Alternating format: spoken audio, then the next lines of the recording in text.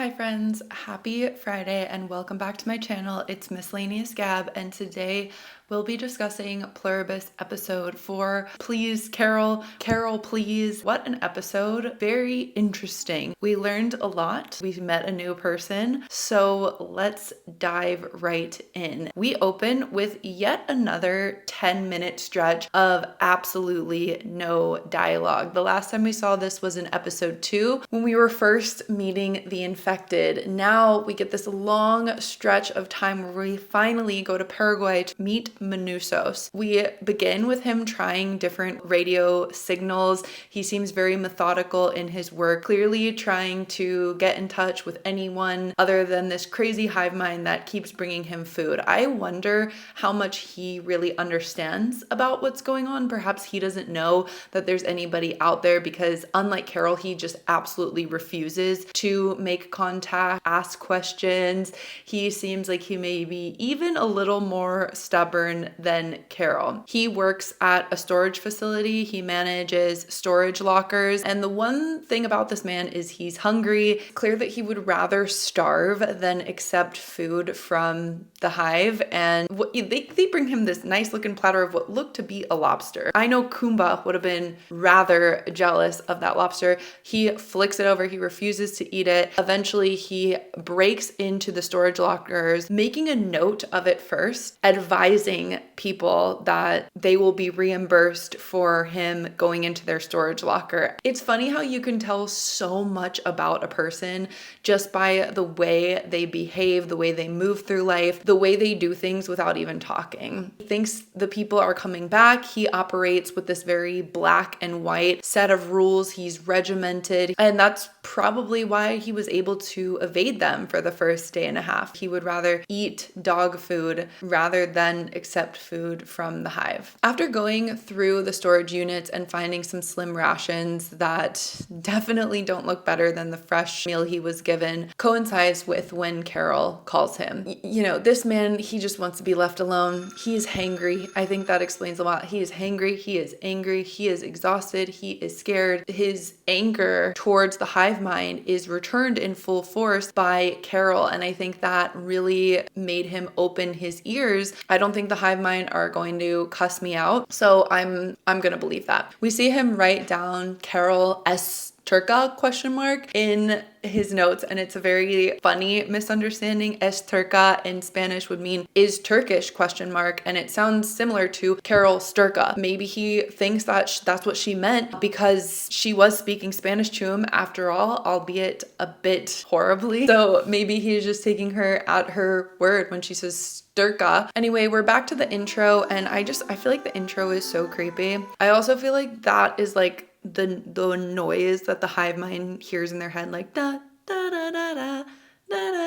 It's like happy and light, but also sinister at the same time. Anyway, it's been over a week since the joining incident. Carol is leaving the hospital while Zosia is recovering from her grenade blast glass incident. Carol gets in a car that looks pretty messed up with the song Genie in a Bottle by Christina Aguilera hilariously playing, because in a way her little AI hive mind crew can produce pretty much anything she wants, including an atom bomb. So it does really give that genie in a bottle feeling, which I find very interesting. Instead, she decides to take a cop car home. If you haven't checked out the theory video I made a few days ago, I talk about the hive and the queen and the one, and potentially like right now, Carol is one of the only ones who are unaffected, but maybe she will become the last one. Maybe she will truly be the queen of the hive. She goes back to her house to find the joined, the infected, as we'll call them. I don't like calling them infected because it reminds me too much of zombies. The joined are busy doing their thing around town and cleaning up from the grenade situation at her house. She notices a few different people, including her own mayor. Now, this actually made me go look up my mayor because I realized I wouldn't know the face of my mayor if he was in my yard doing landscaping. So, do you guys know what your mayor looks like? Let me know in the comments. We see that they kind of took her little non-committal nod for a consent to come clean up. She goes and opens a whiteboard which has the Wakaro book 5 notes on it, and she's almost about to erase it. Now we see these notes like potion, Raban dies for real this time, and it kind of reminds us of when life was simpler, when these were the details that she had to worry about, when these were the notes that she had to make, and now that everything is so much more intense, what good does she have for her ideas, this work? Remember, she was just annoyed about where her book was, either physically on the shelf or on the bestseller list, and now our girl has bigger problems. I think she's about to erase her notes. Instead, she goes to a new whiteboard and starts writing notes about what she knows about the hive. Almost similar to Manuso, so I get the feeling that he's also kind of observing, writing, calculating, and she writes down a list including like doesn't play favorites, weirdly honest, question mark, will give me anything, can't kill. Now, one thing, I did watch another video by a creator called Poggy who brought up the idea of them not killing must extend to pesticides. And even if almost 1 billion people have been killed in the world, there's still 7 billion people to feed. So this brought up an interesting conundrum. Unless they put all their best minds into like that grown meats or other ways of mass producing food, how are they going to be able to feed everyone? It's not only about not killing animals, but you also can't kill the insects that are on the plants. You probably can't use a large machinery to harvest the crops because that would involve either hurting animals. See that play out. I hope that becomes an obstacle as we move forward in this story. She decides to pick a man named Lawrence/Larry, one of the infected, who's wearing a cyclist outfit, and bring him in for a conversation. I watched this very late last night, and I'll admit my mind was moving a bit slow in this episode, so I can never really figure out what Carol was trying to do until she was actually doing it. Like this episode, I was very confused.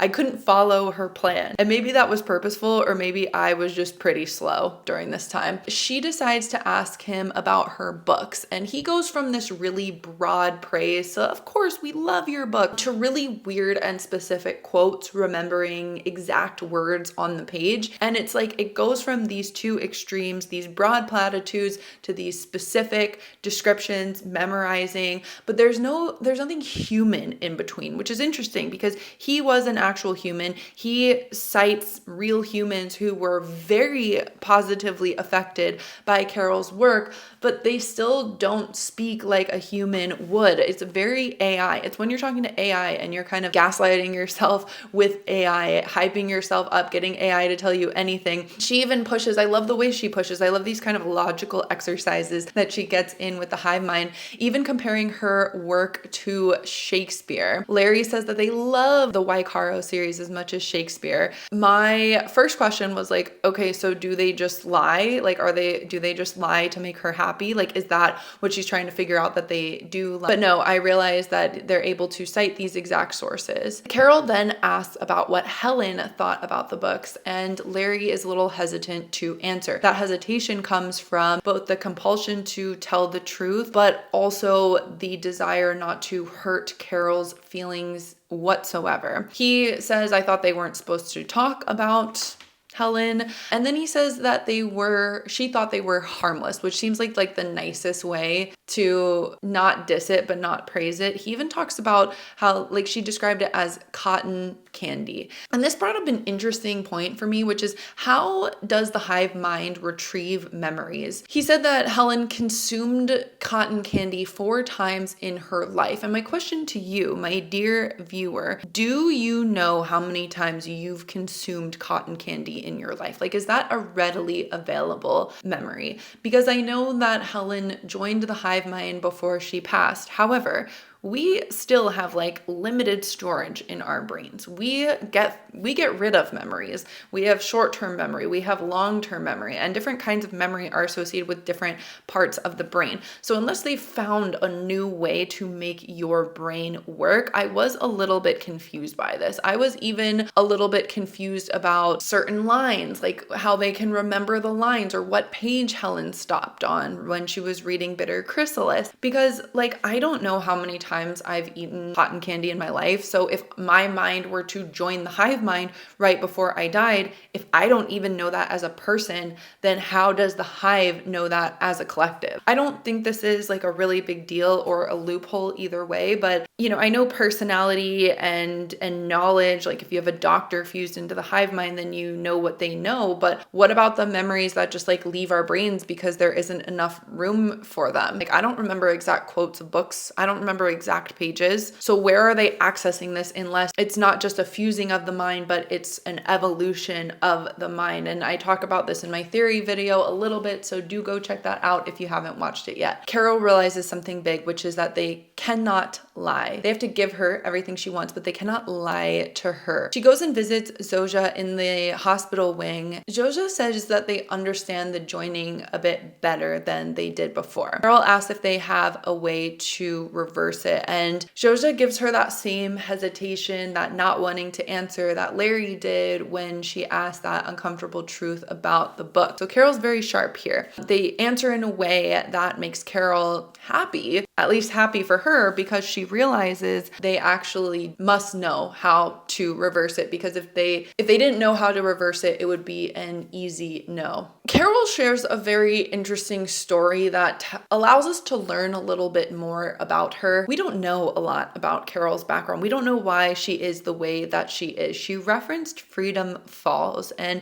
apparently when she was a girl, she was sent to a conversion therapy camp. I probably don't have to tell you how damaging and hurtful these camps can be to people. The stories are everywhere, so I won't even comment because that's not within my realm of knowledge, but I can imagine. She mentioned that the counselors kind of smiled and they had this weird robotic smile and like these soulless eyes, kind of like the hive. She accuses them, the hive, of trying to change and convert her. This clicked to me. Maybe we understand now why. I mean, obviously it's triggering. Like, I think it would be triggering for anybody to be up against the end of humanity. But as we see with a lot of these other unaffected, like they're down, like they want to join, they want to know what it's like. But I think because Carol maybe has a personal story of trying to be forced to change or convert or be something that she doesn't want to be and isn't, I think that kind of gives her a special edge and spirit and is probably going to make her fight a little bit harder against this. This is a important conversation, but Zosia says that she understands her pain. We've been you, but you've never been us. And she says that with that same smile, the love and the warmth. Now, Carol goes to the pharmacy, and this is a super interesting scene. Again, I didn't know what she was doing in real time. I think my brain was slow. I made sweets last night, and so there was like sugar in my brain and I didn't understand what was going on. And at first I'm like, what are you doing? Like, why are you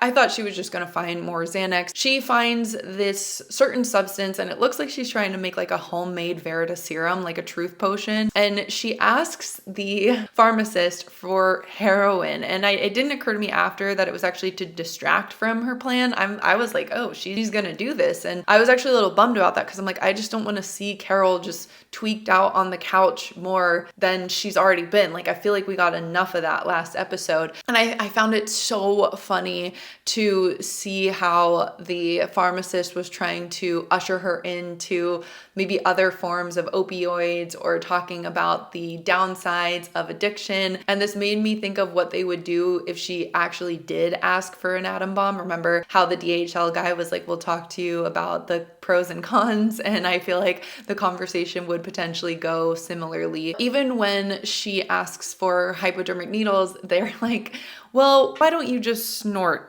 instead of shooting it up. And apparently Carol has some practice with this. She flushes it down the toilet, instead injecting herself with, I think, that barbiturate type of substance in her arm. Clearly she knows how to inject something in her arm, which is something that probably not most of us do, but she's had some practice. And then she proceeds to film herself. And again, like I said, guys, I was a little slow this episode. I didn't know what she was doing. I'm like, what is going on? And then we see this hilarious montage of Carol just tweaking out for some of it, crying, talking about how she misses Helen. That was so sad. And then she confesses something she hasn't confessed before, which is the truth, that Zosia is very affable, that she is attracted to Zosia, even if Zosia annoys the F out of her. So it finally occurred to me that this potion makes you tell the truth. Now she has a powerful weapon on her hand. So what does she do? She goes straight to Zosia. She grabs the handcuffs, but I would have wondered, like, the same thing with alcohol. I wondered why Carol didn't press Zosia drinking more. And anyway, the crowd gathers after she shoots up Zosia starts acting weird, mumbling, and I think Carol thinks like, okay, well, it's just a matter of time till she starts pouring her heart out. Suddenly, the hive starts to gather and collect around her, and they're all chanting, "Please, Carol, Carol, please." And we see something for the first time, which is the tears on their face, the crying, and they match. Everyone has the same kind of tears that Zosia does, and I think it's because they feel Zosia dying. What did you guys think of the tears? Now, Zosia is going into cardiac arrest. She's actively dying, and we see this look of horror on Carol's face. I think every episode Carol has realized just how destructive she can be. She's killed 11 million people. She's harmed Zosia twice now, and knowing that, like, deep down, maybe she doesn't care for Zosia, but she is attracted to her. She maybe sees this fantasy in her as she did with her character, but they must ask for permission to save her. And that is where the freaking episode ends. I was so wrapped up in this. I had no idea like how far it was into the episode. So I had no idea when it was going to end or how it was going to end. And then it just ends. And we end with this aerial point of view over all the people, and it's really high up, so they look like a collective. They really look like a collective other than Carol. And one thing I mentioned in my theory video is this idea of the aerial shots. Stylistically, it really helps with the tone. We know that Zosia, they had even seen Carol digging in her backyard from aerial drone. We see overhead shots a lot in this show. When she's having a conversation with the DHL guy, when she's throwing the food away in the garbage, aerial shot. And I think this speaks to the potential explanation behind this, or the goal. I talked about experiments, simulation theory, the stoned ape theory back over in my theory video. And I think some of these overhead shots really do tie into it. If you actually look closely at the shot, it almost looks like an eye, right? You have that circle where they're standing, then you have the iris with the people, and then the hole in the middle where Zosia is as a circle. And if you even look over other people's heads, like with the colors of their shirts and then the darkness or even the lightness of their heads, it also looks like a bunch of eyes. So this is a very interesting shot because it's like a bird's eye view, a way to observe, a way to look, but then what you're looking at looks like an eye itself. So to me, that talks a lot about like observation, that this is some sort of experiment. And I know we've talked about this a lot, that we might not even get an answer for why or who or what or who did this. And maybe that is the point. That is the episode. So what did you guys think? Let me know in the comments. I like how this episode really took its time with everything. I think we're learning really, really, really important things. And who knows if Carol is going to share these with Manus. I imagine that he's going to try to find a way to get in touch with her, or she's going to find another way to get in touch with him. I have no idea what's going to happen next other than my theory videos. I really am just along for the ride. It's fun. I'm here for it. Thank you to everyone who's watching and tuning in, by the way. I really appreciate your support. If you want me to make more theory videos or potentially host a live, let me know. Shout out to all my Waffle Party VIP members who are excited about this this show and who support me. Thank you to Jim Rodney, Bo Dierker, Chris Bazeski, Matt Winbury, Dolores Abernathy, Daniel Ariano, and Marlene Yamzon. And thank you to all my other Patreon supporting members. Head over to Patreon, either whether you want to support this channel financially or you just want to come chat for free. Come on over and we'll talk soon. And I will see you all very soon. I have some fun and exciting reviews coming out this weekend. And if you're looking for another great show to watch in the meantime, check out Dark. If you're not watching it already, I'm posting regular updates. Friends from the channel and I were going back watching Dark. Amazing show. If you like Pluribus, if you like Severance, if you like these kind of heady, mysterious shows, do watch Dark. I can't recommend it enough. I'll see you next time. Stay safe out there. Careful what you inject and have a great weekend. Happy Thanksgiving. Bye.